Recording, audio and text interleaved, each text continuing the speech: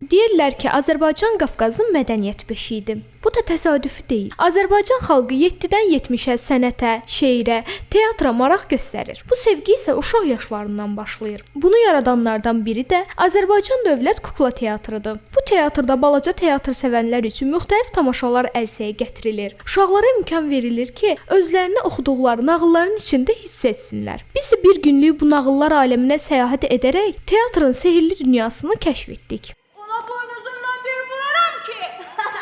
Ramiz bəy, bir kuklanı canlandırarkən ən çox nələrə diqqət edirsiniz? Belə deyərdim də, bu bizim sirrimizdir. Məncə elə bu sirr olaraq qalsın. Amma amalımız uşaqları sevindirməkdir. Eyni anda həm kuklanı danışdırmaq, həm də hərəkət etdirmək nə qədər çətindir? Çox çətindir. Bəli, həddindən artıq çox çətindir. Və deyərdim ki, bunu hər aktyor bacarmır. Çünki bu böyük bir məktəbdir. Bu məktəbə keçmək üçün illər lazımdır. Canlandırdığım obraz canavardır, canavar obrazı. Canavar obrazı hiyləgər, həm də ac, həm gözü ac, həm qarnı ac bir personajdır, obrazdır. Bəs siz buna belə cavab verirsiniz. Canavar olsaydı necə cavab verərdi? O bax. Canavarın özündən soruşaq. Canavarın özündən soruşaq. Salam uşaqlar, necəsiz? Mənim tamaşam olacaq. Mütləq gəlin, gözləyirəm ha! Gəlin! Kuklaların canlandırmağın ən çox çətin olan səslərini tapmaqdır. Ən sevdiyimiz uşaqların bizə əl eləməkdir. Ən sevdiyimiz onların bizə sevgisini göstərməkdir.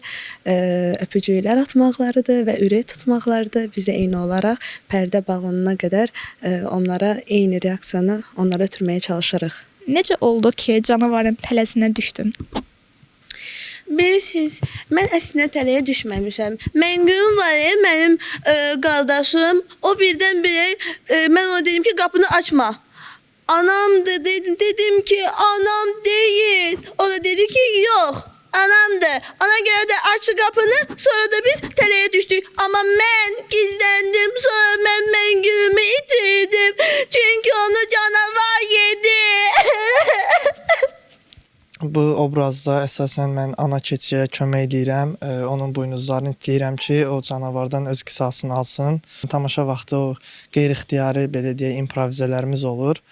O da təbii alınanda əlbəttə ki, gözəl görsənir. Uşaqlar, biz sizin hamınızı Şəngülüm və Məngülüm tamaşasına gözləyirik. Buyurun, gəlin.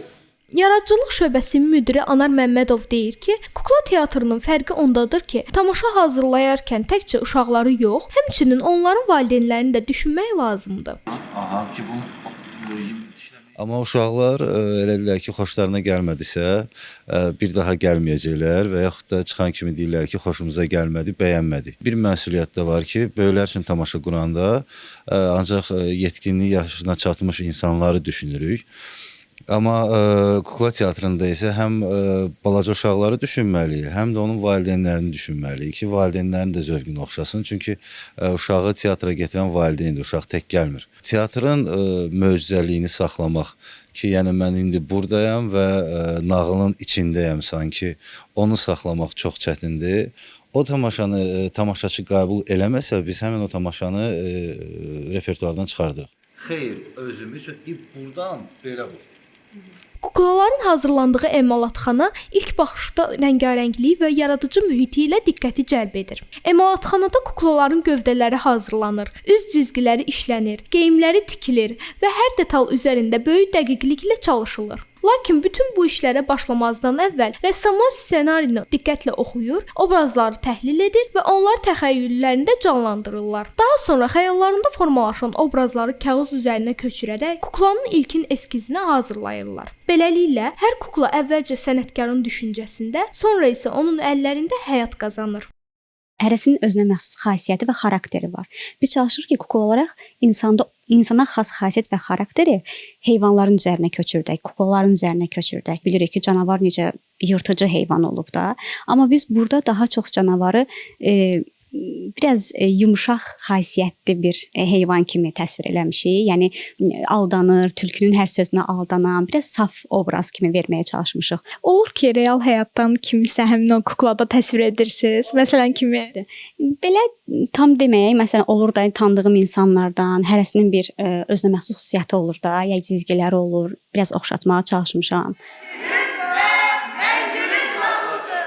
Nəzrin Mirzəyeva, Sadiq Məmmədov, Bizim Media.